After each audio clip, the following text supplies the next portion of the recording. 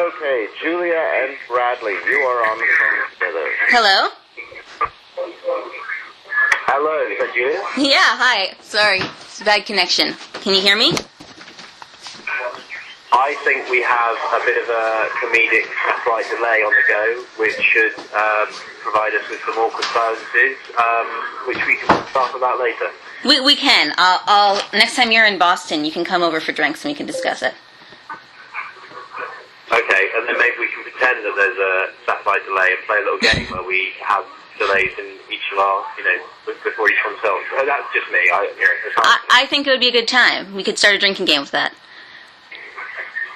Oh, okay. All right, so you've been actually kind of MIA lately. You weren't at Comic-Con or anything? You've been busy filming?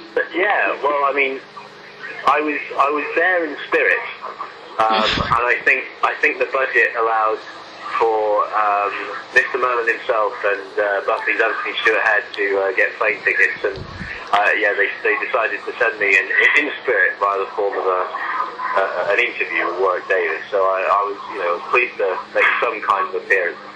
Well, if you could have gone to Comic-Con, what was the first thing you would have done? Is there anyone you would have wanted to go see? This is a question for someone who knows, I suppose, more about Comic-Con. I have very little knowledge of it, only to know that it's a huge event where lots of people have a great time, and there's just loads going on. So I wouldn't have the first clue as to what I would go and do, but it's hopefully an opportunity will arise for me to go at some stage, because it sounds like it was a lot of fun. It's pretty much TV nerd mecca.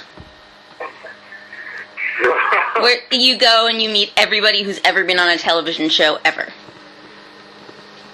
Oh, okay. Wow, that's a lot of people. I'd say so. It is. It's huge. Ah, okay. Well, you've mentioned that you're kind of a TV nerd yourself, especially when it comes to Buffy. How big of a Buffy nerd are we talking? Are we talking you know all the words to the musical episode? I know a couple. I have sung some of the songs, in fact, to Anthony as the course of filming happened. Is that the next music video that's going to happen? Is a Once More with Feeling music video? Here's my deal with Buffy, right? I got, I've seen all the episodes. I've got them all on VHS, not DVD. Old school. But the Once More with Feeling, I think, is one of those episodes that, were I to go back, that's one of the first ones to go back to watch, because it was very unique and entertaining episode. And having Anthony around on set means I can, relive those moments with him by singing him a few lyrics. Which I'm sure he appreciates. Once More with Feeling, but I'm sure he does. I try and do it sparingly, so I'm not just, barraging him with, Buffy moments that he, perhaps like to move on from time to time. But, he takes it in good heart.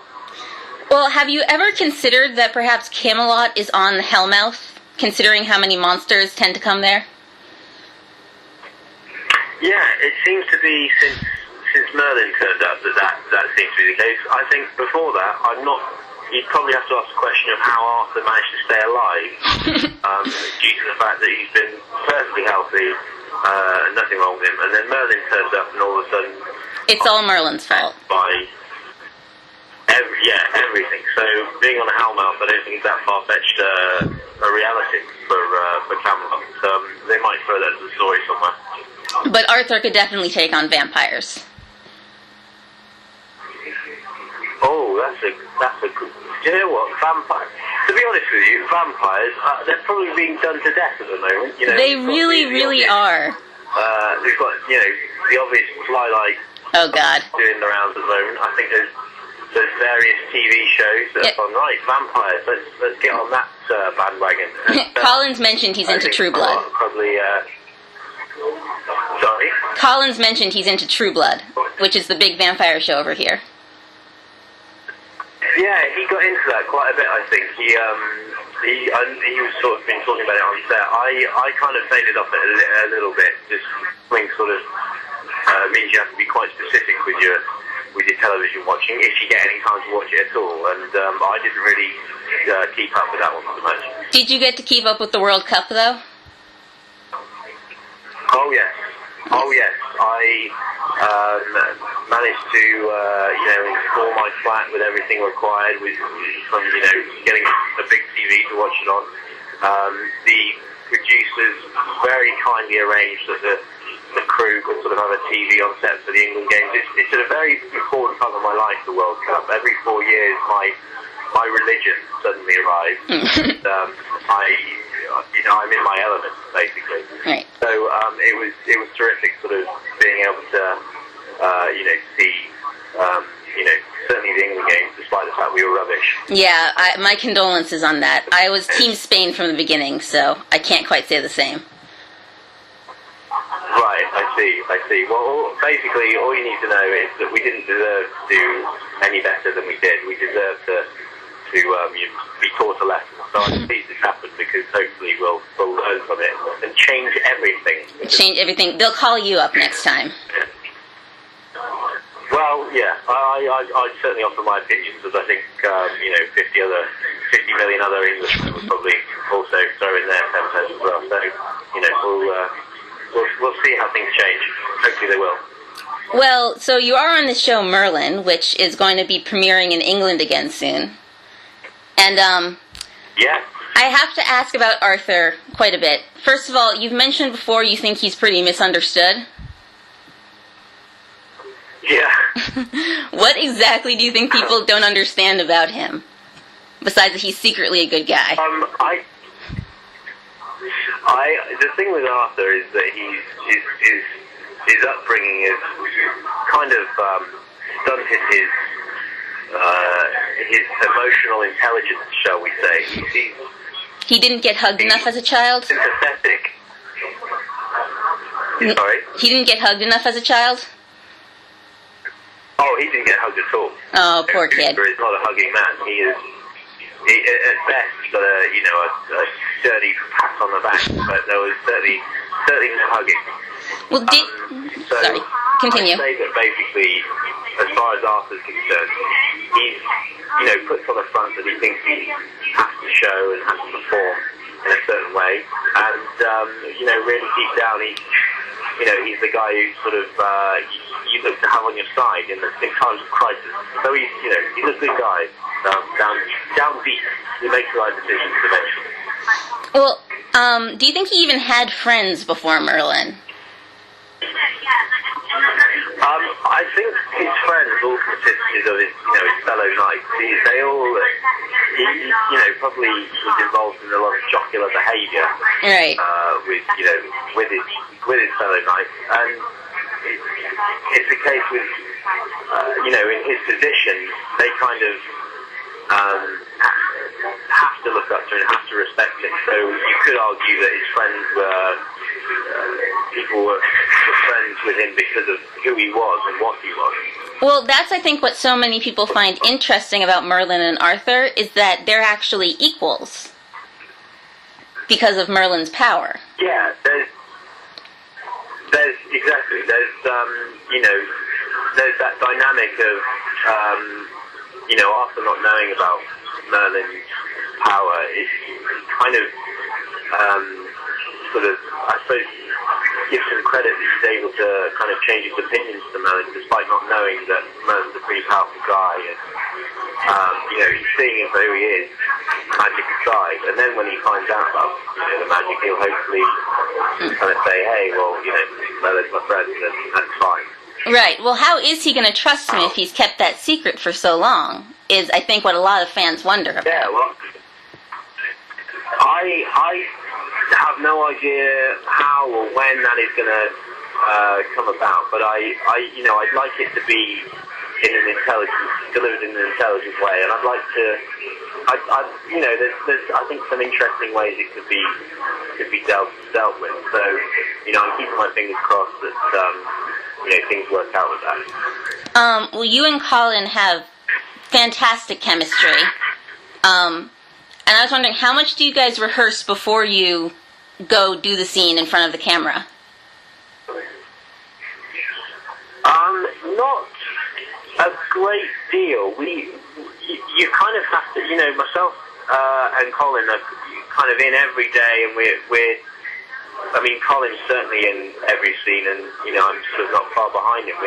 We're kind of having to sort of go through the scenes very very quickly without time to prepare for 3 scenes ahead or whatever. So we kind of just try and snatch moments sort of in the car on the way home, or just before we the cameras start rolling. We'll go through it a couple times, but when you're not making video diaries, that is. When we're not making video diaries, it becomes a case of we're actually doing some work. Right. And it's been fun. I mean, Colin and I we know each other very well now in terms of what each other's kind of rhythms are, and each other's timing. So when you sort of take that dilemma away of having to figure that out, you can kind of experiment with other things, and I really enjoy working with him. We have a lot of fun. Well, you guys did go on a road trip, which, to my disappointment, was not to America. But no, to my disappointment, it was not to America. But you guys were late every single time. What happened there? Every scene, you show up and they're like, "Oh, we're late. Sorry." Well, it was a bit of a bizarre road trip because we kind of found ourselves driving around. It was a program funded by BBC Wales, so there was an air of propaganda about it because all the Arthurian kind of points of interest aren't in Wales. Right, they're in Cornwall or. Yeah, exactly, and they're kind of in the southwest of England. But as I say, with a bit of sort of Welsh propaganda on the go, we found ourselves only being able to look at places in Wales, which made it a little bit frustrating. So we didn't actually find anything.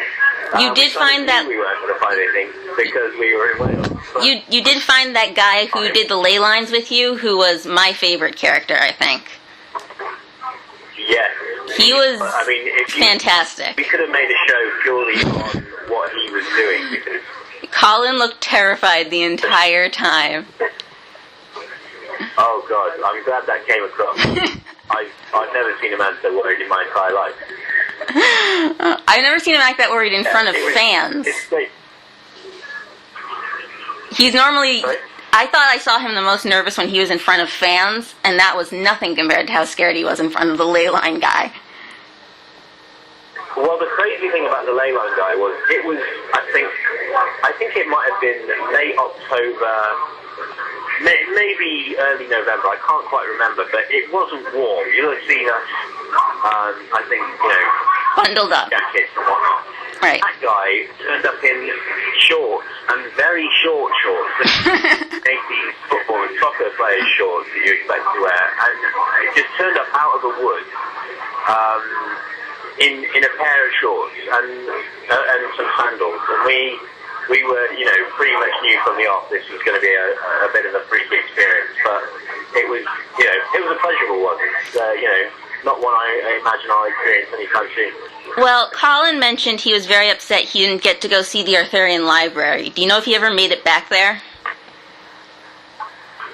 He's not been back to, I think I was in a place called Mold. He's not been back there, I think largely due to the ridiculous filming schedule over the course of when we're filming, and then presumably when we're off, it's good to take a break. So I imagine he hasn't had a chance to go back there yet. I'd quite like to get myself down to Tintagel at some point in Cornwall, because that's kind of the epicenter of Arthurian legend. That's Glastonbury. So I'd like to get myself out there, probably around the time that they have the Glastonbury. Right, the big old music festival. Well, exactly, yeah, I think that would make a lot of sense if I went down there and experienced that. So, if you and Colin could go on another road trip, is that where you guys would go? Yeah, if it was based on Arthurian legend, I'd go to where we would actually find something about Arthurian legend. that would probably be helpful to our cause. Well, I'm a fan of the idea of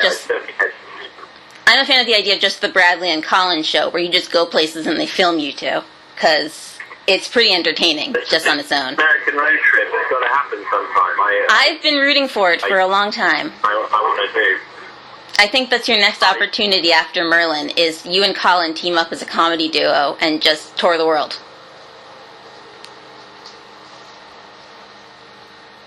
Hello? Oh, Julia, I'm sorry. Hold on 1 second. I think we missed him. I think we dropped him. Are you there? Yep. I was almost done, but... Okay, hold on 1 second. Let me get him back. Sorry about that. It's the last question, but I'll wait. So well. Hold on 1 second. Okay, there you guys. Yep. Again. I was just saying... Hello again. I was just going to say... Hello.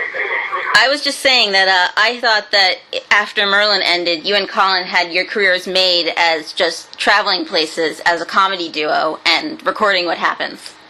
Right. I think after Merlin, I think myself and Colin have earned a well-deserved break from each other. Because I'm pretty sure Colin would appreciate 5 minutes away from me. Oh, I don't think so. He gets some peace and quiet, I think, as opposed to just having me around all day. But who knows? It could be something for us to do in later life when we're too old pensioners. Well, I would look forward to it, and so would a lot of fans. Right. If there's anything in the pipeline along those lines, I'll let you know.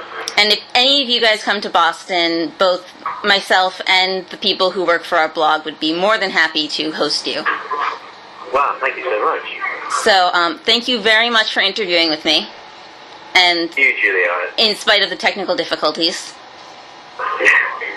And good luck with season 3 and everything past then. Thank you very much. I hope hopefully it'll go down well. All right. Thank you.